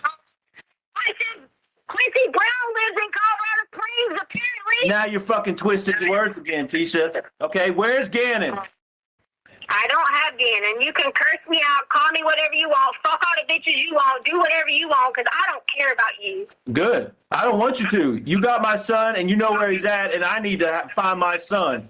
You obviously don't care about my son if you're going to do all the things you did in that fucking candle video. That was bullshit. That's the same shit you tried to do to me, and you did it to my son. That was horrible. You should go to jail just for that shit, Tisha. Yeah. Yeah, absolutely. That's fucking abuse, and you know it. Had that little boy.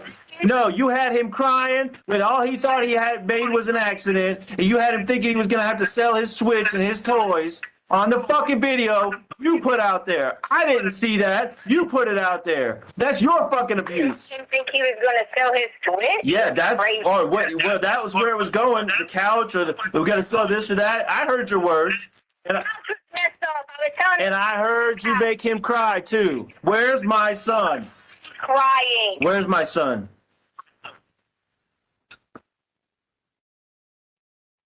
Where is he, Tisha? Why are you pausing? You don't care where he's at. It don't matter. I do care. I told you where I think he's at. You told me he wasn't there. You said they're barking up the wrong tree, and then you said he is in Colorado Springs. You said that. Not me, not the police, not nobody else. You said it. That's why you said they're barking up the wrong tree, because you know where he's at. And you need to tell me. I wish I did. You're a fucking liar. Tell me where he's at. I wish I did so that I bring him to you and say to you how you really were a supportive husband. You listen. This is the same shit that we've been going through for 5 years, and I've supported you That's all through you it. ever want to do is talk about me and Albert. No, I want my son. Fuck all that other shit. I want my son. Who cares about the past 5 years? You're right. Who gives a fuck? To you right now, and I had absolutely nothing to do with it. You'd still fucking try to blame it on me. But Tisha, that's just not an option. You've lied to me. Okay? Well, I'm not blaming you, but you've lied to me. That's unacceptable. Okay? The truth is, I need my son, and you have information. I'm sorry that I didn't want to get killed. Okay? I'm sorry. So you didn't want to get killed, so you let him take Gannon? Or why? I'm What? talking about by talking from the beginning. But you were talking from the beginning. You did an interview from day one. Okay? So don't no. I didn't want to get killed. I didn't want everyone I knew to get killed if I started talking and Because of some fucking random Quincy Brown, okay? Come on. Some Quincy Brown from Mugshots is going to kill us all. Have you looked him up? Yeah, he's on fucking Mugshots right there on Google. All you got to do is Google or Siri, show me Quincy Brown, and there he is. Bam, right in front of you, okay? What the fuck, Tisha? Okay.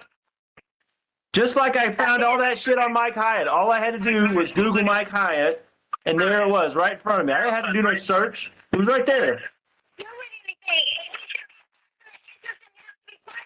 Because I'm telling you, I'm not fucking stupid. That's what I'm telling you. You want to be don't go after all options, then you must be fucking stupid. Yeah, I'm stupid to let you send me in 27 different directions. You're right. That's stupid. You're absolutely right. I know that you know where Gannon is, and that's the direction I'm going, and I'm not changing. So you better buckle in. This is going to be it. You'll be waiting a long time because I don't have him. I didn't say you had him. You should see that's where you keep twisting your words. I didn't say you had him. I said, tell me where he is. Where Gannon's at? Oh, okay.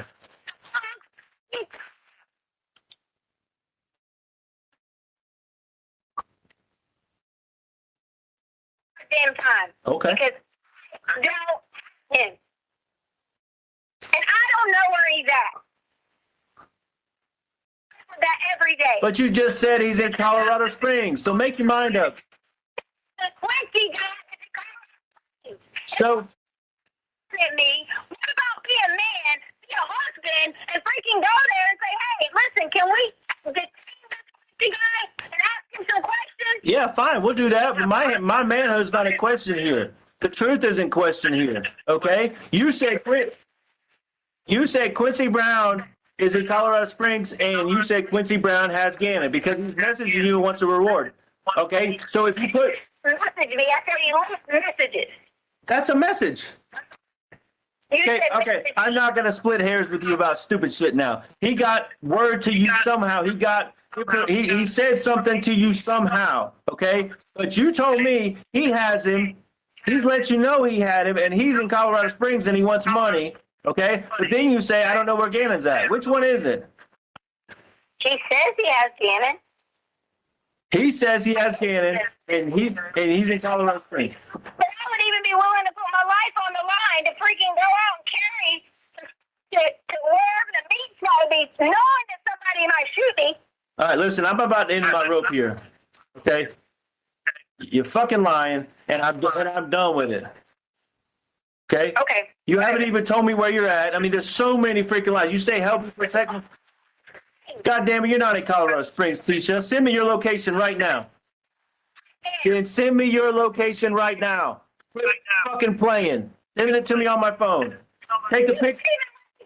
So you want me to send you my location? I've offered. Save your family. Yeah. She'll be doing. Yep. All right, listen.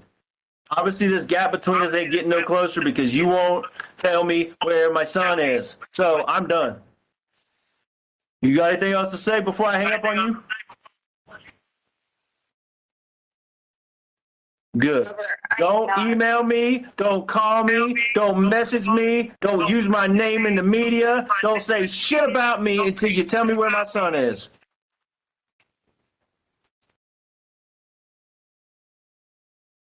Mr. Allen? Mr. Stauch, if you'd resume your seat in the witness stand, I remind you, sir, that you're still under oath.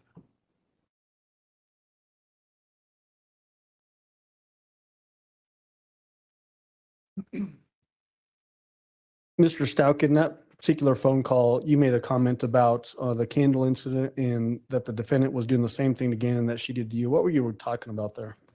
Manipulation. Meaning the defendant manipulating situations? The defendant manipulating situations, as I witnessed in that video, her doing to Gannon. Sounds like potentially the defendant sent you a text message to tell you who this Quincy Brown was. Did that happen in that phone During call? that phone call, yes, sir. Did you then do a Google search for a Quincy Brown? I believe I did on the spot, yes, sir. And what did you find when you Googled Quincy Brown? Exactly what I referenced. I call it mugshots, but like, lineup.com or mugshots.com, whatever it was specifically, but his face next to a bunch of other people that have been arrested. Was that essentially a sex offender that was wanted in the Colorado Springs area? Yes, sir.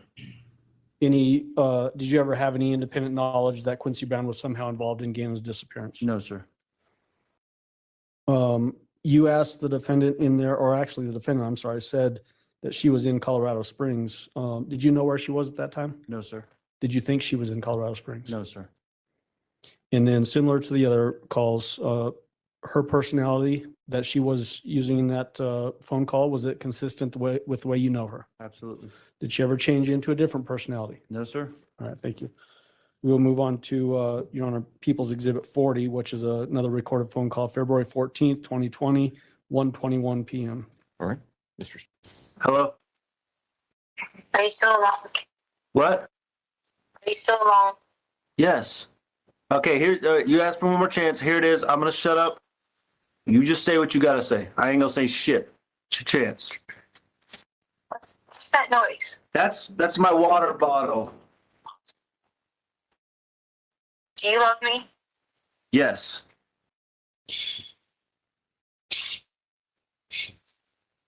Oh. All right. If you know it's an accident, are you going to stand by me? Yes, absolutely, Tisha. I've told you that from day one. I'm sorry for all the stories. I just didn't know what to do.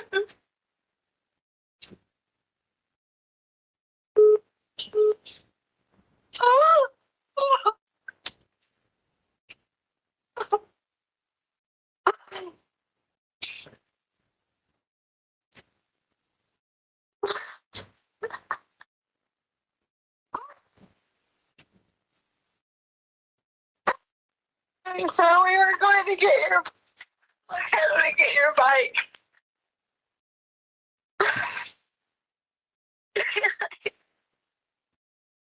I was letting get it right. It was really big, so the guy was pink.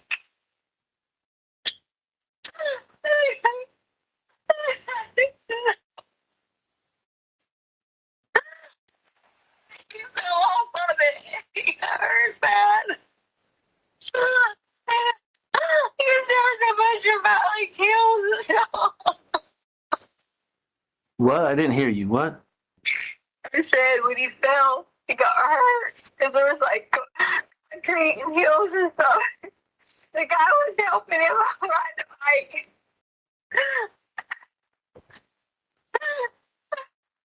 Tisha, babe, what, how bad did he get hurt? How bad it was, he was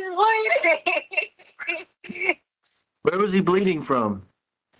His arms, his knees, his head. So his head was bleeding? And this, oh God. He promised me he was going to go back to his house and get some bandages and call 911 because we had accidentally left him all in Petco. I swear to God, Quincy's real. So what happened, baby? I just never came to car. I never phoned to call 911. I'm supposed to be taking him back and I called 911. So the guy took him to take him to 911? I swear to God, his name's Quincy Brown. The guy was supposed to be meeting again. The Craigslist guy? Yeah. And you met him where? Like up in wherever that Messages. My actual phone was my she was. I was scared he didn't come back with it. so keep going. I'm sorry.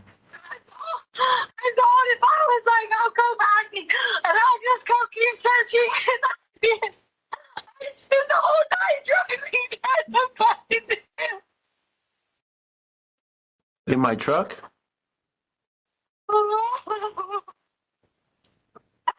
Sure, I'm sorry for these stories. I just didn't want to do this. I didn't want you to hate me. Why would I hate you if it wasn't your fault? I couldn't get to him. He was bleeding from his hands and knees. It was an accident. Okay.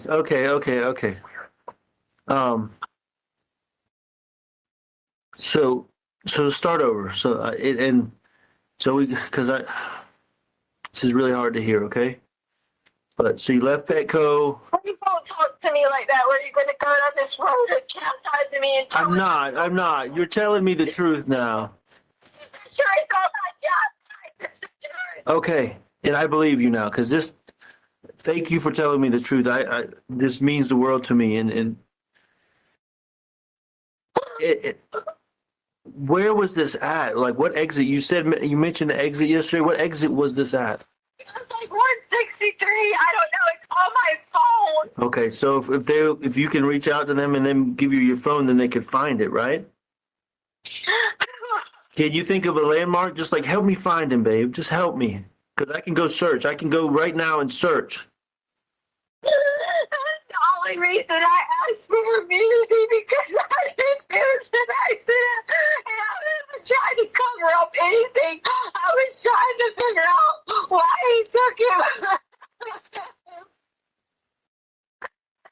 If I say said something like, you saw it hurt us in the house or something. I'm not. They would start looking for him. When the guy, Wanted to try to bike out and he needed help because the bike was too big. And you want to know why I've been gone? Why my car's been in that direction? I've been driving up and down there all the time until they took my car. Driving to do anything I can find, anything. Driving to find this dude. I even got into the police department. They were like, yeah, because he's wanted. If you know where he's at, let me know. So nobody tried to help me. Because before I would do anything, I made him show me his ID. Because I was making sure. It's something to do the bike today, that's all. so Letecia, hold on. You went to his house? Or where did you meet this guy at, Quincy Brown or whatever? Because if you went to his house, they could absolutely. Please. I'm listening. I need to tell you. Okay. He said to me that he would be off that exit. When I turn off the exit, you can look. Okay. I turned off the exit left because I thought that was direction, but he thought I was coming from south, coming from north. So I turned on right and went towards the other direction, and I didn't see anyone with a bike in a store. Okay. So there was a store? He said there was a store. I said I didn't see Oh. anyone in the store. Oh, So I went the other direction. I got you. When I went the other direction, I see him with the bike. And I said, hey, there's the guy with the bike. And I made him show me his ID. And legit, we talked. Some kind of biking. And this was a tour bike. And I got a little nervous because I said, why would he have some tour bike and he's trying to sell it? You know, like, I was asking him questions like, did you not ride anymore? Did you get hurt? You know, like these stories I was asking him. Then I realized I didn't have the phone because I had left it at Petco. So then, Gannon was like high-fiving him and talking to him and stuff like that. So I assume, nice guy. Until he was taking Gannon, just helping him get on the bike to ride it. I was holding on to it just so he could see, and he was like, do you think your daddy will like this bike? Then the next thing you know, whenever they both slid, he slid with Gannon in the bike, and Gannon went not necessarily tumbling, but sliding down, and he hit his head, and I ran over there.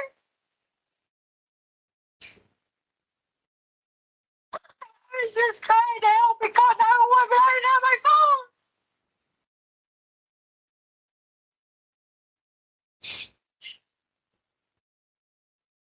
He was like, I live right up here. I'm going to take him and we'll go. I'm just still sitting there crying and crying. They got to see me get off the exit.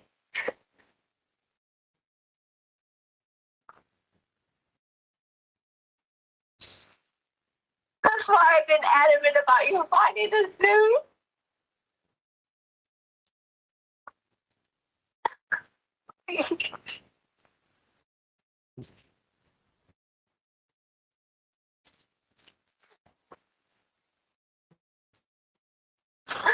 All right, so so you got off exit 163? Nope, it was whatever county line or some shit like that was Oh, called. that county line road or whatever we always take? It was on that road? No, you had to turn off of that road. I went the wrong way to start with, so I turned right. Because he thought I was coming from the direction I was supposed to turn right. But this was the exit off 25 that you turned the wrong way, or off of County Line Road? Off of 25, you can get off and go both directions. Okay. All right. I'm trying to narrow it down so I can go look, but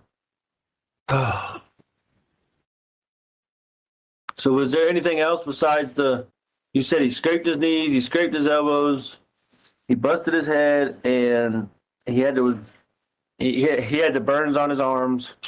Well, there was some bad birds, Albert. The burns were just little bubbles from the fire. That had nothing to do with it. Now maybe it could have like scraped them open some because he already had them, but Gannon was fine. He was talking to me. He wasn't complaining with any kind of pain. I would have took him straight to the doctor if the burns would have had any kind of pain to him. Okay.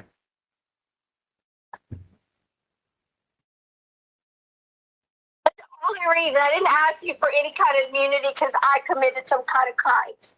I just know that it was an accident. All I did was someone was trying to help me, and then I didn't know where he went from there.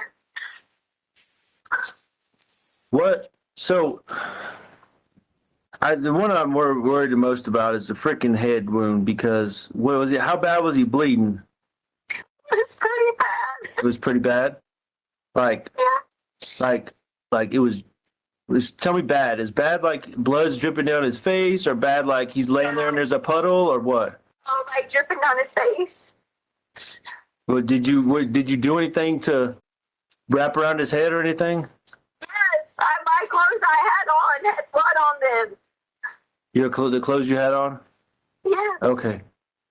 So It was like, oh my god, we gotta call 911. was this on the road or was this at the station? Like where? Show you to explain where. I don't know my way around Colorado. Okay, I'm just trying to figure out if there's blood on the road. Maybe we could find blood on the road or something. That's all I was saying. Searching. Okay. Somewhere. I agree. I agree they should find it. So where on his head? Like was it the side or back of his head? What? I don't know. I was panicked. Okay, so you were panicking. So an accident happened and you panicked, right? I was panicking. Okay, I didn't have a phone. right. And did he have a phone? He said he would run back to his house. He had Gannon, said he'd run back to his house, wrap it up tight, and he would call 911. Okay. Gannon was talking. Okay. So he took Gannon to his house is what he told you, right? And you did you stay where you were? Or did you follow him or what?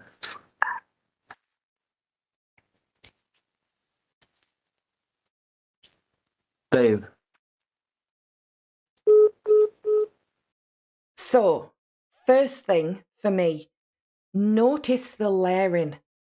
Letecia's obsession with perception, her misinterpretation of legal structures, her emotionally charged reactions, and her attempts to control Al's understanding of the situation.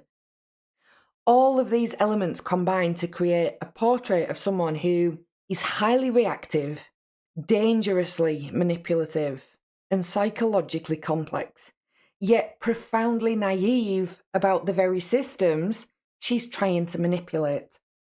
A big thing that stands out is just how quickly Letecia's emotions escalate.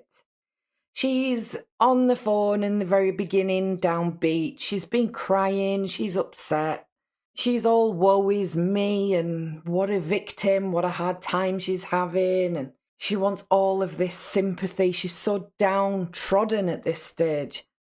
But almost immediately she starts shouting, swearing, and expressing anger that feels really quite disproportionate to the conversation at hand.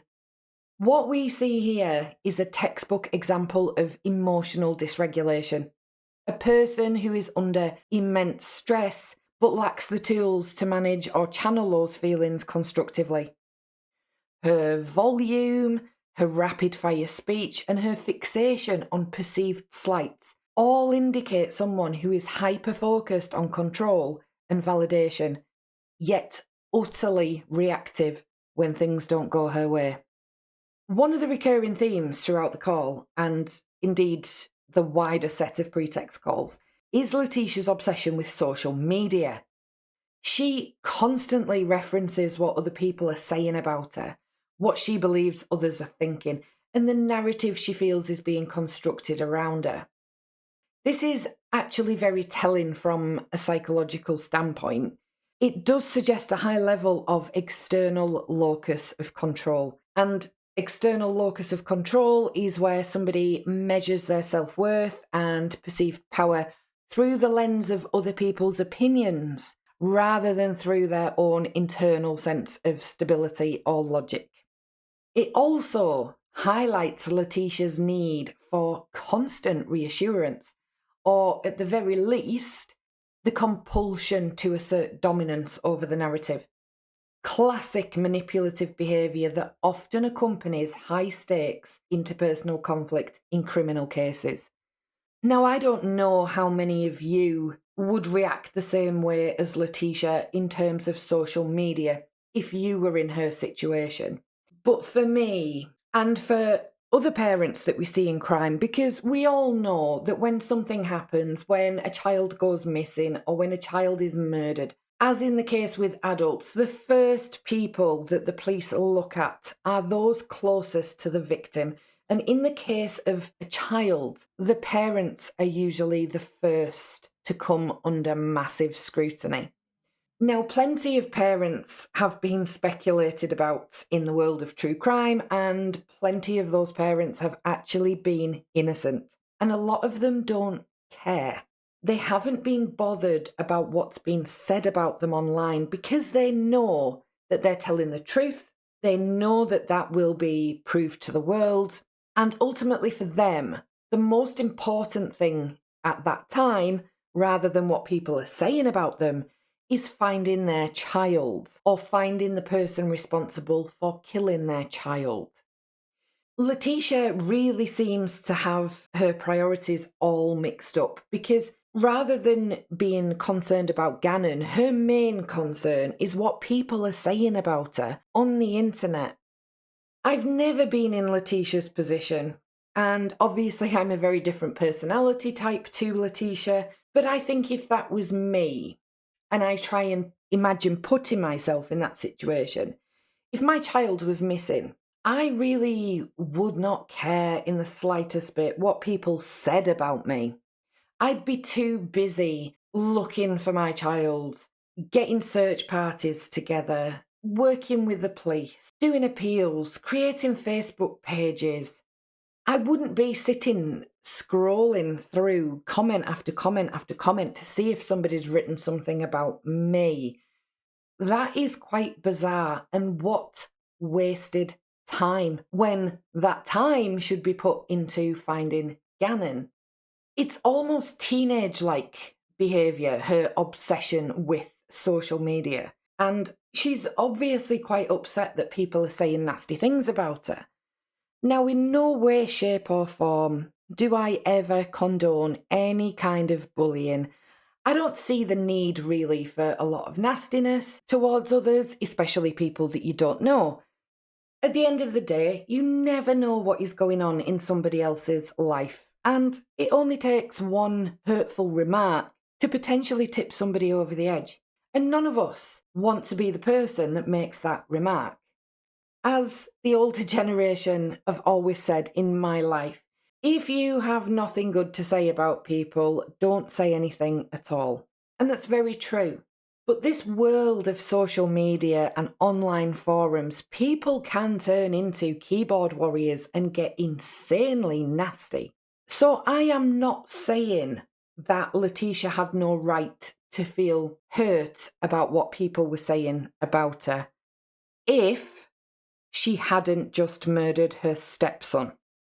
I think if I saw people writing lots of nasty things about me on the internet, eventually it would probably be a bit hurtful. It would probably get to me a little bit, but I wouldn't be going looking for it. And the point is, she actually really had no right to be upset about anything that was being said about her because she had murdered her stepson. So it is, to me, very almost like teenage angsty. It's just a very odd behaviour for a woman of Letecia's age. Now, the discussion around immunity is particularly revealing. Al explicitly states that he doesn't understand these legal concepts, and so he leans on Dr. Letecia to explain them. At first, she attempts to describe what immunity is, a basic legal safeguard in cooperation with law enforcement. But It's really weird because she's asking Al for immunity herself, as though she believes that she can negotiate legal protections simply by requesting them. I mean, what a world we would live in if that was actually the case. But this moment is significant because it underscores a profound lack of understanding of even the most elementary legal principles. Psychologically, it suggests a combination of overconfidence and cognitive distortion. She perceives herself as clever or untouchable, yet she is demonstrably uninformed. This is someone who operates more on impulse, opportunism, and self-interest than on rational assessment. A hallmark of many individuals who become enmeshed in criminal complicity without fully comprehending the legal consequences. Now, I will just add this little verbal disclaimer in here again as well. I have mentioned it before. My role is that in the criminal justice system, I work with criminals. I am not a psychologist or a psychiatrist, but because of the job role that I have and because I'm working in a job which means that I need to kind of understand the criminals, why they've done what they've done, and then try and get them to understand that as well so they can move forward without reoffending. I do have basic knowledge of psychology, so I'm never going to do anything too deep psychologically. I'm just absolutely not qualified to do so. I only have my own learning to go on and my experience in my job role. And I will never diagnose anybody with anything because, again, I am not qualified to do so. If there are people that are qualified in these areas, please do jump in and correct me any place that I might be wrong. And anything that I'm saying at this point is coming from my training, my background, my experience, and it is my opinion. So you can disagree with it. And you certainly don't have to take it as fact. I am not a qualified professional in psychology. There's also something to be said about the interplay between Letecia's anger and her cognitive disorganisation. The shouting, the swearing, the digressions into social media drama. These are all indicative of someone who is struggling to maintain coherent executive functioning under stress. Her attention is absolutely scattered, her priorities are jumbled, and yet she continues to attempt manipulation. That mix of disorganised cognition with manipulative intent can be extremely dangerous in criminal contexts. She's reactive, unpredictable, and simultaneously trying to assert control in a scenario where she has very little real power. From a criminological perspective, this call offers a masterclass in the behavioural indicators of stress-induced manipulation. We see a person oscillating between rage, self-interest, and attempts at strategic negotiation, all while lacking any true understanding of the structural systems, legal or otherwise, that she's attempting to leverage. It really is a rare opportunity for those that don't have criminal backgrounds to actually analyse how psychological vulnerabilities, cognitive distortion, and behavioural impulsivity intersect in real time in a criminal context. Another striking element in this call is Letecia's inconsistencies, as usual. She constantly contradicts herself, shifts narratives, and alters details depending on what she perceives Al wants to hear, or perhaps depending on what she thinks will protect her. One of the most glaring examples of this, of course, comes when she attempts to blame Quincy Brown, an entirely unconnected party. This is not just deception. It's audacious, almost surreal in its boldness. You listen to this call, she introduces Quincy Brown, and you're just like, what? How? Where's this come from? And why do you think this will be believed?